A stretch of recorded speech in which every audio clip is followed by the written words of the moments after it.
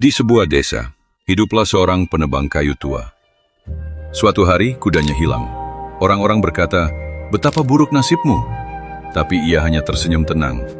Mungkin baik, mungkin buruk, kita lihat nanti.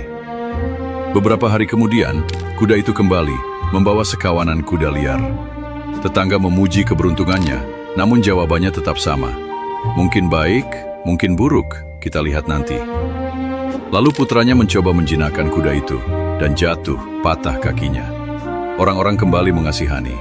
Namun lelaki tua itu tetap berkata, mungkin baik, mungkin buruk, kita lihat nanti. Hingga suatu hari pasukan kerajaan datang merekrut semua pemuda untuk perang. Karena putra penebang kayu tua itu kakinya pernah patah, jadi dia tidak diikut-sertakan untuk pergi berperang. Ketika para tetangga memujinya, ia kembali berbisik pelan. Kita terlalu cepat menyimpulkan hidup. Padahal, apa yang tampak buruk hari ini bisa jadi penyelamat esok hari.